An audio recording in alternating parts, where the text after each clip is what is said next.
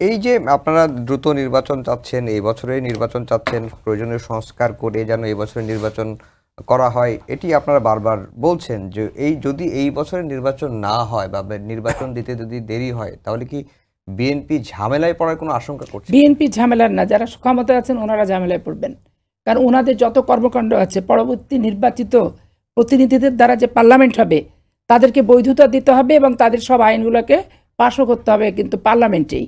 তো ইনাদের পরিধি যত বাড়াবে, ইনাদের যত কাল ক্ষেপণ করবে, যত দীর্ঘমেয়াদী ক্ষমতায় থাকবে, ঝামেলায় ওনারাই পড়বেন। এখানে বিএনপির একক কোনো বিষয় না।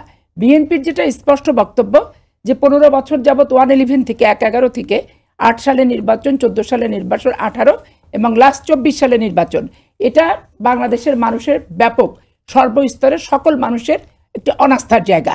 এই অনাস্থার জায়গা থেকে শুরু করে নিধন, গুম, অপহরণ, অত্যাচার, দলীয় মনোনয়ন, দলীয় নিয়োগ, দলীয় চাকরি, মানে মুক্তিযুদ্ধকে দলীয়করণ থেকে শুরু করে ভুয়া মুক্তিযোদ্ধার তালিকা থেকে শুরু করে সব জায়গায় একটা নিজের মদতপুষ্ট একটা বাহিনী নিয়ে রাজরানীর সিংহাসন ছিল এবং রাজরানী সেইভাবে বাহাদুরদেরকে নিয়ে চলতেন। তো সেইটার অবসানটা আমরা ঘটিয়েছি।